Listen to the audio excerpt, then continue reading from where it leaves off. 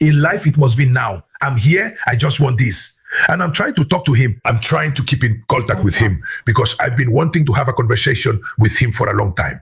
You know, And I'm going to say, don't get involved in Brazil's affairs, especially when it comes to the election. yeah, that's what I was going to ask, because the threat has And if been they get made. involved, they're going to lose. They're going to lose, you know. Anyone who tries to interfere in the election here in this country is going to lose because this country won't give up despite the denialists, despite the traitors to the country, despite my opponent, your brother over there, speaking badly about Brazil, spreading slander against Brazil. Anyone can come here if they want. We are going to defeat them. And we're going to make this country very proud of its sovereignty. I don't have an atomic bomb. What do I have? The truth, my conscience, and the truth of my people. So, as I said before, when it comes to lies, no one beats Brazil.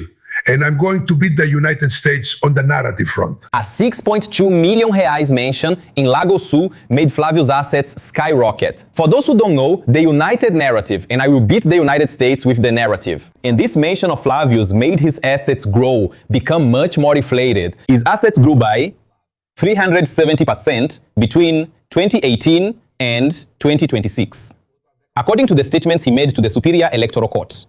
And the main reason is exactly this house. This house cost 6,226,880 reais and 80 cents. As I said, in Lago Sul, one of the most upscale areas of Brasilia. Before I bring more details, I'll ask our team to show a short video of the gated community where Flávio's house is located. Show it. Look, this property of Flávio Bolsonaro was acquired in 2021. And when he acquired this property, he made a down payment of 2,870 reais and financed 3,100 reais with BRB, with a 30-year term to pay it off. But the senator finished paying off the property in 2024, just 3 years after making the purchase. So it was this property that caused Flávio Bolsonaro's assets to increase. What do you mean? I'll tell you, they slapped tariffs on Brazil based on a lie. They made up lies and slapped tariffs on Brazil.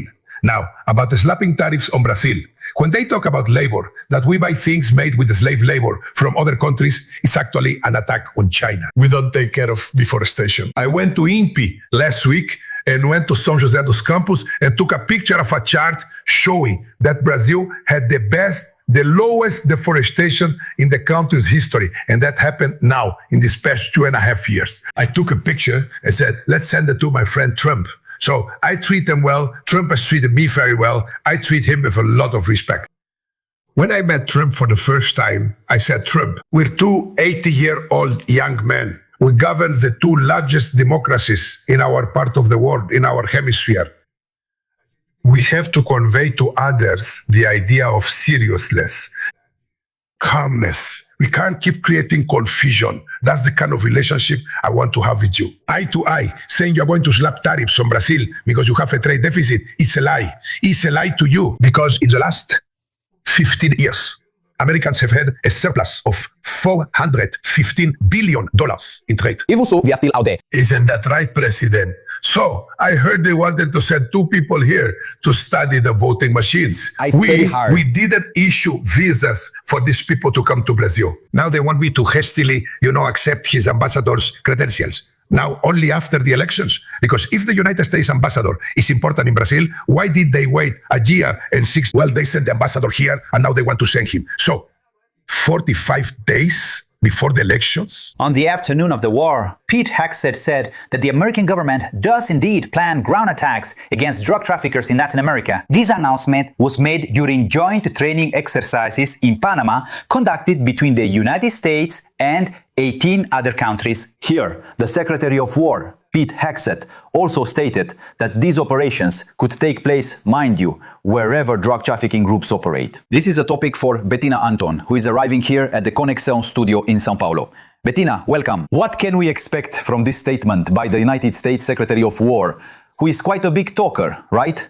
He talks a lot, promises a lot, threatens a lot. But in fact, it seems in Colombia, for example, there is a preliminary agreement, right? That's right. Welcome. Thank you. Thank you. Good morning, Colombo. Good morning, everyone. Well, we know that the Trump administration has an increasingly militarized stance toward Latin America, and it has adopted spectacular measures, spectacular actions, like the explosion of boats there in the Caribbean, and also the capture of the dictator Nicolás Maduro himself in January. Now, this action, this threat of carrying out ground operations against drug trafficking groups, wherever they may be, despite being a very impactful statement, it shouldn't have any effect here in Brazil. That's important to highlight. What the American authorities say is that it should have an effect among the countries that are part of the anti-cartel coalition, which is part of a larger group called the Shield of the Americas, which is a group created by Donald Trump specifically to address security issues here in Latin America, and always with a very militarized view of these actions. The big question is the following: do these militarized actions to combat drug trafficking actually have an effect? Do they really work? I was in a meeting that Trump with 4 people. When the meeting ended, I told the others, Trump is the best of all of them. Yeah, I want to see this more seriously with me. So here's the thing. Good conversation, We are 2 heads of state. 2 80-year-old men. He says he prepares like I do. Doesn't seem like it. Don't tell me you. Thank you very much. Hey, physically everything. So let me tell you, I want to maintain a good relationship with the United States. I don't want any trouble with the United States. Unfortunately, they are doing it, spreading falsehoods against Brazil. Yesterday, we invoked the reciprocity law. I saw it. So we can show that we're not, insignificant. Nós nos respeitamos. O que eles querem, a gente quer também. É isso, mas eu estou muito tranquilo. Yeah, because there are people who are really scared because they've already tried a coup, right? And now who knows what happened? Café, eu estou muito tranquilo. Knowing what could happen, and I'm prepared to discuss the defense of Brazil anywhere on planet Earth. Yeah, we saw at the beginning of Trump's administration, President Donald Trump himself threatening to take, for example, the Panama Canal if Panama didn't lower the costs for Americans. Now we see Pete Hedges not talking about taking the Panama Canal, but mainly pointing out that the Panama Canal is not properly inspecting the transportation that goes through there. They are related to drug trafficking. So do you also see the possibility that the drug control policy is being used to achieve other objectives, broader strategic objectives of the United States? Look, that's a very good point. It's a worrying point given the whole new context we're experiencing, right? The United States has taken a very aggressive stance regarding its ambitions in the hemisphere, and not just regarding Panama. Regarding Canada, regarding Greenland, it has made changes to this traditional doctrine. It brought it back as a reference for its actions. And this effort has the potential to violate the sovereignty of the nations in the hemisphere. And it even has the possibility of territorial transgressions. And the truth is, it didn't occur to me that the incursion into Venezuela was accepted by the then president of that country, right? Regardless of the nature of the regime that was in charge of Venezuela, within the scope of international law and the United Nations Charter, this is a clear violation. Right? But the truth is that transgressions, violations of the United Nations Charter are nothing new. But at this moment, we do have something new. What's new is to stop using it as a reference, as if it didn't exist and was no longer a reference for anything. Past transgressions were done, poorly disguised. I'm not transgressing. I'm not doing anything wrong. Not anymore. Now things are more blatant. If it's possible for something to happen here in Brazil, let's see. What I think is that we, Brazilians, we have to look at this in a very concrete, cohesive way. I think this is an issue that goes beyond the limits of any ideology, goes beyond the current government in Brazil, and is a matter of national scope. It's something that requires a cohesive response. I also think that aggressive external actions against countries usually have the effect of unifying that country. And actually, Brazil has needed to become more unified for a long time to stop with this destructive polarization. It doesn't allow concrete actions and effective long-term planning to be adopted. I hope that this aggressive stance from other countries against Brazil can lead us to take a more cohesive national stance, because that's very necessary to defend the country's sovereign interests. What are the chances of Flávio winning the election?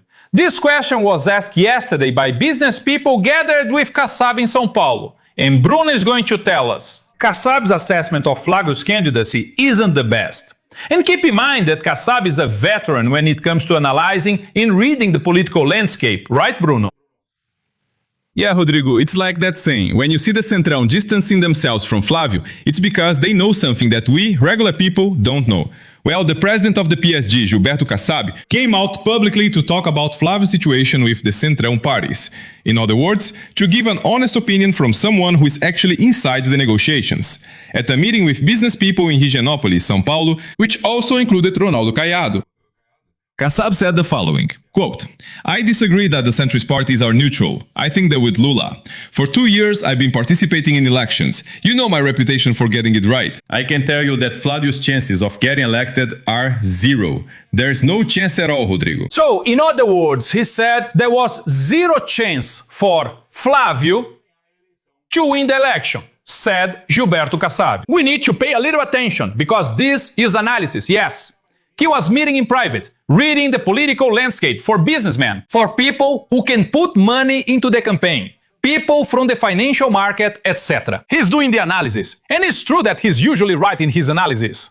Kassab is that guy who was in Dilma's government, and when he realized the tide was turning, he left the government, supported the impeachment, and switched to Temer's side. So he reads which way the wind is blowing, and he's saying, the wind isn't blowing in Flávio's direction. Is it just analysis? No, there's also some rooting involved, and there's a messaging operation to try to take down Flávio Bolsonaro. Why is Gilberto Kassab doing this? Because he still wants to push Caiado. He dreams about it. I don't think there's any chance at all that Caiado will take Flávio's place in this campaign. Unless a photo of Flávio Bolsonaro shows up, look, in extremely embarrassing situations, which hasn't happened so far. So Kassab, by saying Flávio's chances of winning are zero, he's trying to tell the businessmen, jump ship and support Caiado, who might have some chance of defeating Lula. But on the other hand, he also says that the Centrão is with Lula.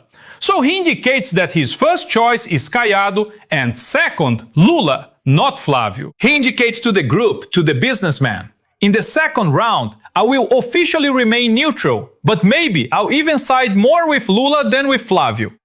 That's what we can infer from Kassab's assessment.